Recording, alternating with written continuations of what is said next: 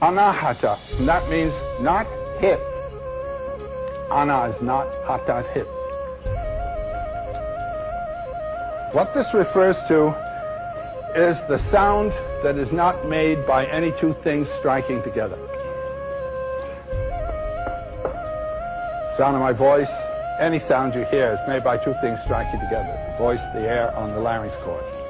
What is the sound that is not made by any two things striking together? It is Om. It is the sound of the energy of the universe of which all things are manifestations. The energy is what underlies all the forms, E equals mc squared. And the sound of that energy is said to be Om.